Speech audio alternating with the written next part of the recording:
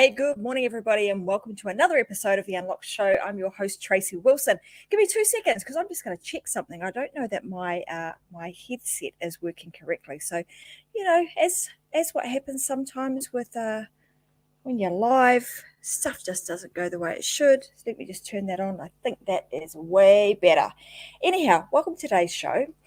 In today's episode, I want to talk about being a guest on other people's podcasts. And for some of you, you might have been sitting around thinking, gosh, I need to get the word out about my business. And I was looking through my Facebook just this morning, actually, and I saw some really good friends of mine who have opened up new businesses in New Zealand, actually. And they were talking about what they're having to do to get people to come into their businesses. And it kind of dawned on me that, you know what, we've got this amazing tool at our fingertips that we can use on the regular, which is either doing live shows like this, because it's pretty darn simple when you know the tools, the resources that you need and how to do it. And then secondly, how to be a guest on other people's podcasts is a fantastic way of being able to get your skills, your expertise, and your knowledge out to a much wider audience, and even your products and your services if you want to jump on to various different podcasts and start talking about those.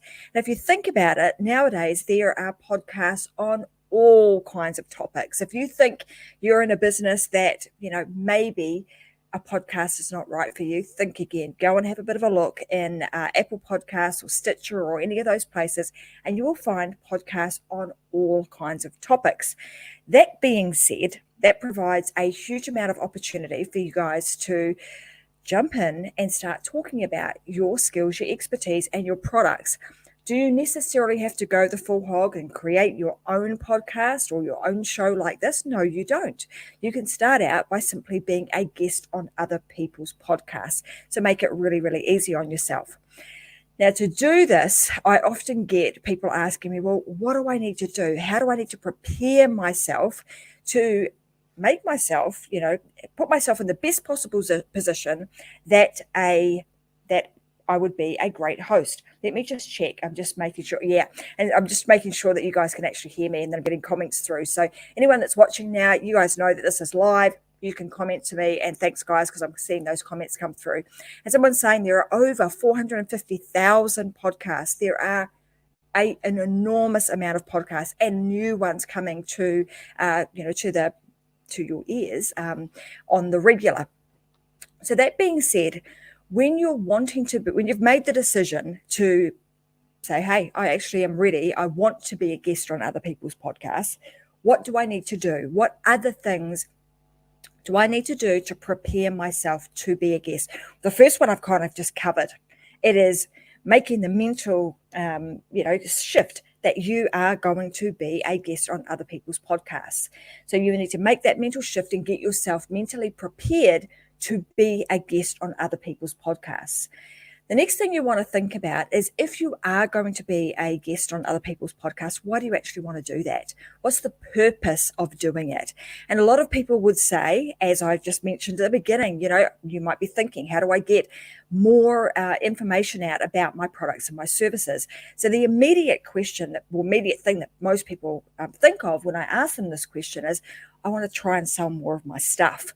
And that might sound really obvious, but it's actually an outcome of actually being on the show. And if you lead with value, the sales and the opportunities will come. So the very first thing you actually want to do, so even though this is a bit of a what do you call it? A question that a rhetorical question that I'm going to answer for you. And it is, the reason we want to do it is so that we can add value to other people's lives and to other people's shows. That's our very first reason we want to do it.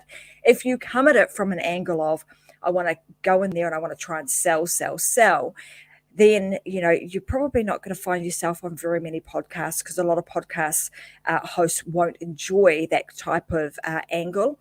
And secondly, people will get sick of listening to that sell mentality all the time. So you want to come at it from a point of view of, you're wanting to give as much as you possibly can, and add value to both the host and adding value to their listeners. There's an interesting thing that we talk about, in terms of whether or not you want to be a host of your own show, or you want to be a guest on somebody else's show.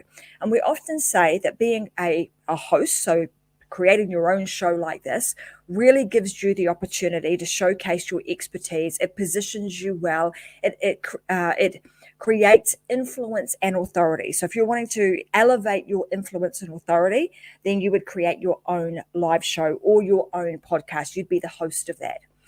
When you're being a guest on other people's shows, the great thing about that is you're actually expanding your networks. So if you think about for a moment, that host has spent a lot of time building their expertise, building their influence and their authority, and they've created an audience for themselves. They're now giving you the opportunity to reach that audience. So instead of you having to work really, really, really hard to try and build up an audience yourself, you have the opportunity to be able to add value to that host's audience and actually tap into and be able to reach that audience really, really easily, because the host has done a lot of the hard yards and the legwork for you. They've done a lot of the work in setting up the show and the podcast behind the scenes. They'll do a lot of the work in terms of promoting the show before and after you are the guest on the show. So you want to make sure that when you are appearing on their show, that you've done everything you possibly can to prepare as well as you possibly can. A, to get yourself booked on a show, and then secondly, so that you can actually show up and, like I said, lead with value and be prepared enough that you're able to hold a really good conversation. So we want to understand who our audience is. So before you even get, you go down the rabbit hole of whose podcast should I be on, you want to understand very, very clearly who is it that you are trying to help change your life. Who are you trying to inform? Who are you trying to work with? Who are you trying to influence? You want to really, really understand that, because there's no point in being on other people's podcasts that are that attract a completely different audience to that you are looking to serve. So that's probably the very first thing you want to start considering too. And then you also want to make sure that, are you ready to have being a guest on other people's podcasts as part of your ongoing marketing strategy? And I just want to say that again, as part of your ongoing marketing strategy. So if you're not ready, if you're sort of dabbling in it and you're going to do a few here and a few there, that's okay, but it's probably not likely to be part of your long-term marketing strategy. So this is very much a conscious decision to be a guest on other people's show and be doing that on a regular basis. The next thing you want to think about is, what is your availability? Do you have the time to be able to do this? And if you do, what days of the weeks or what times are you going to make yourself available? Because again, you don't want to go out starting to pitch yourself to various different podcasts only to find out that in your time zone that it might be 3 a.m. or 2 a.m. in the morning.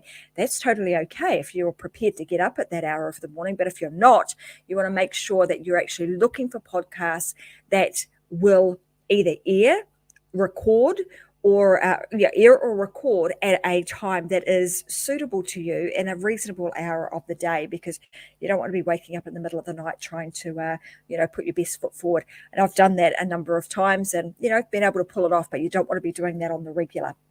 The next thing you want to think about is your environment. And a lot of people don't often think about this. And I heard one of the guests that I had on my show, I think it was last week, and he was talking about how he had a guest come onto his show, and there was a lot of noise, there was a lot of stuff going on in the background, and he was trying to determine, where is this person? In this case, he was doing a podcast, so it was audio only, and only to find out that the person was rushing. They were stuck in traffic, and they were trying to be the guest on a podcast from their car. And it's really difficult for the host as well as the person, being the guest, to try and put their best foot forward and be present in that podcast if they are distracted and trying to drive. And as we now know, if you're in Australia, you get caught doing that sort of stuff, you're in for a very big fine. So that's probably the case, right around the world. So just be mindful of that. Make sure that you are prepared, that you've got the right environment set up. So when I'm talking about environment, you want to make sure that you've got a place in your house. So in my house, I've got my own little office. It's at the back of my house. It's my place. This is where I come to do my work and my shows, and I'm able to do it without, a lot of interruptions. People are not walking past me, not now anyway, because I've solved that problem. And those sorts of things. So you want to make sure that you've got the right sort of environment. The other thing that you want to think about is your background. So do you have to have anything fancy? Do you have to go out and, buy yourself this really, fancy background? No, you don't. You might just want to put, a nice bookcase in the background, some flowers, a few, a nice color on the wall, whatever it is that you're going to do. Just make sure that it's well organized in the back, because again, you might think that's quite trivial, but particularly if you're doing a live show or a video show, what's going on in the background can be extremely distracting and can take away from what you are speaking about. So you just want to make sure that you're that is the case. Sometimes it can add to the humor of the show. I can recall having a senator from the United States actually on one of my shows a few months back, and it was quite funny because as she was trying to be all very, very professional. In the background was the cleaner doing the cleaning for the night, and he obviously realised that there was something going on and did a little bit of a funny little dance in the background. So we thought that was a bit hilarious. But anyway, those sorts of things can be distracting, but that just goes to show the sort of stuff that gets noticed, even though it's in the background of your set. The other is making sure that you've got a good microphone, even some headset. One of the things, it was a bit funny. Someone's having a bit of a chuckle here. One of the things that a lot of people don't do, and again, this might sound really simple, but it's like even putting on, a pair of earbuds or a headset on when you're doing either a live show or doing a podcast, because it reduces the amount of echo. So you want to make sure that you do that and you're not getting any feedback from from any of your equipment by utilizing, having a headset on. And it can be just something as simple as plugging in the earbuds from your phone so that you're not getting that feedback. And another little tip that I want to give you guys is background noise. So if you're having trouble and what you're finding is that when you're doing recordings, you're getting a lot of background noise, there's actually an application that you can download. It's a Chrome app and it's called Crisp, KRISP, Crisp. So you could download that and it really helps to reduce the background noise. If you're using recording equipment or recording software such as StreamYard does a fantastic job of being able to eliminate a lot of the background noise, but also the microphone that you use will help in that case too. So I've covered microphone, your background. I've covered off, the use of a headset. So it might sound, I don't use this. Obviously, you're seeing me have the little, what do you call this? The voice handle or whatever you want to call it on my headset. Obviously, I'm not using that right now. I use this for other purposes, but I certainly use it for the sound so that it's not coming back through my computer and you're not hearing that echo. Okay, so now we've covered off some of the fundamental things. The next things you want to start thinking about is your website. So have you got your website up to scratch? Is it up to date with with relevant and current information? The number of times that I see people either not having a website, so not having their own personal branded website. So if you're going to be on other people's podcasts, they're going to be looking you up. I can guarantee that.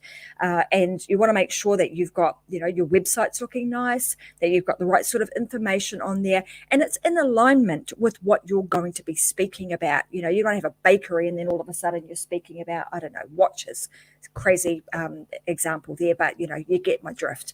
So you want to make sure that you're in alignment with that, and when you're providing them with the links to your website and to your social profiles, that it all makes sense, that they can look at that and say, yeah, she talks about that on the regular, she must be an expert at it.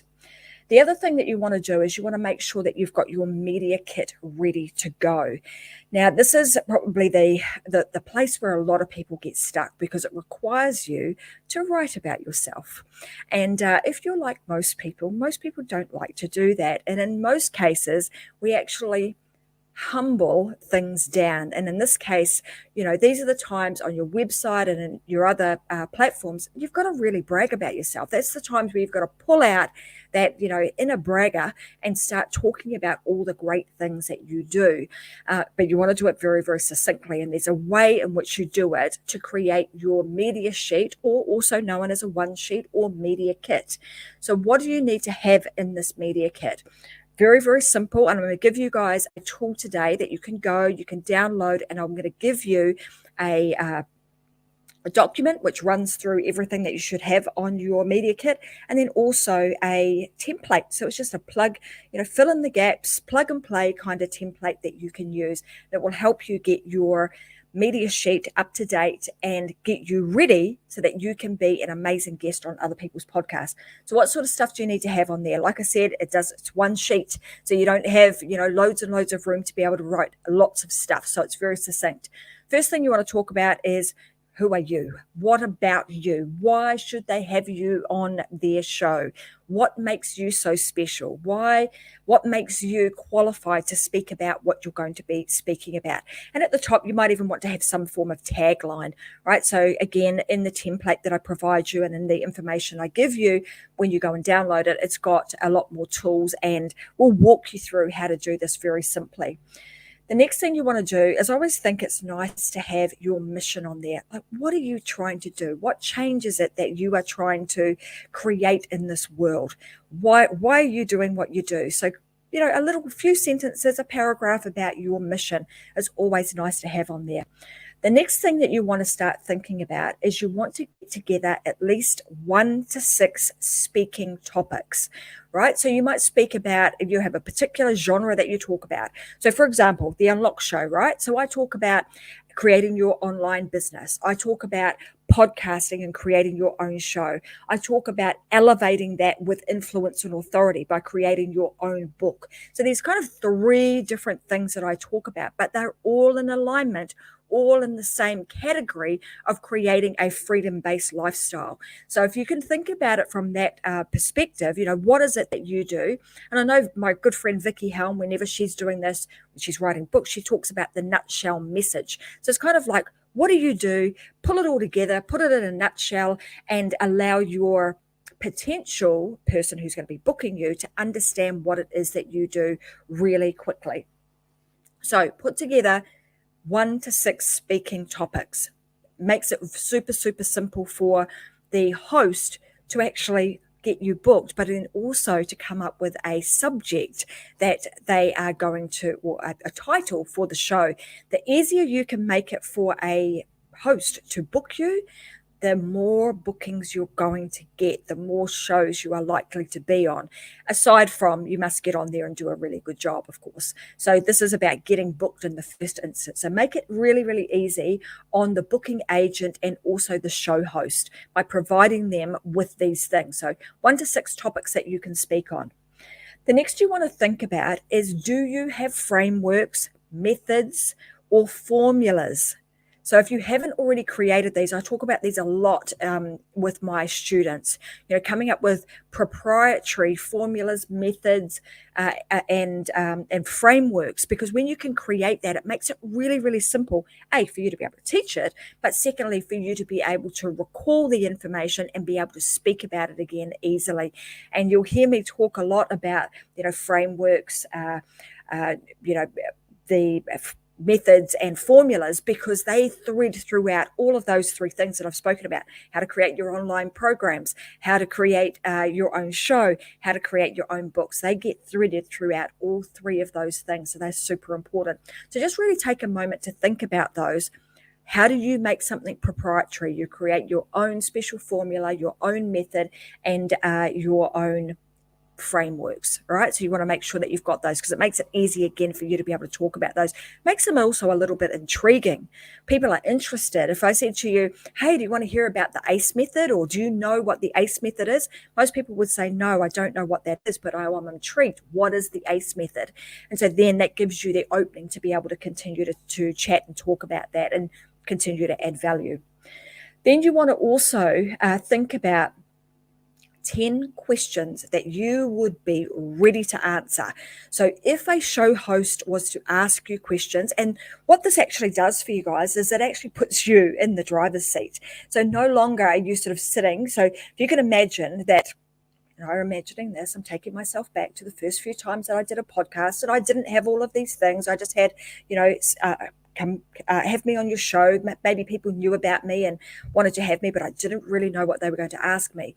So what happens? The nerves start happening because you're not sure if you're going to be able to answer the questions that they pose to you. You're not sure if you're going to say and do the right thing, right? So your anxiety levels of anxieties tend to rise. What you want to do to ensure, or to help yourself out a little bit, is to actually pre-prepare the questions and provide them to your show host. So come up with 1 to 10 questions, again, that are in alignment with the topics that you are speaking about. Come up with 1 to 10 questions that you would be ready to answer at a blink of an eye. So if somebody asked you that question, you could answer it very, very easily, and potentially you've even got a story that goes with it, because stories are also important. So you don't need to provide the show host with the stories prior to you being booked on the show, but you want to have those stories up your sleeve. So they might be, it could be a story, something that's happened to you in the past. It might be an analogy. It could be something that's happened to somebody else, but something that enables you to create a story around the subject or the question that is being asked. So just have a bit of a think about those two and jot them down. So underneath each of your questions, again, not giving these stories to to the booking agent or to the host before the show, but you're certainly writing them down so that you could recall them really quickly and easily if you had to.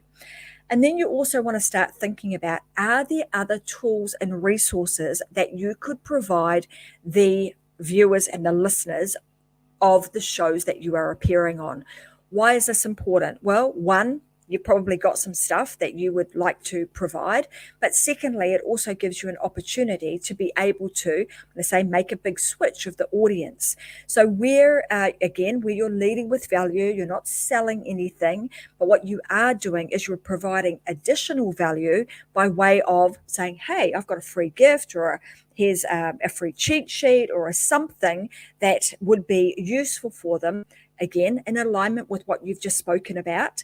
And that way, that's going to send traffic to your website and or your landing pages, and it gives them an opportunity to opt in to what you're speaking about.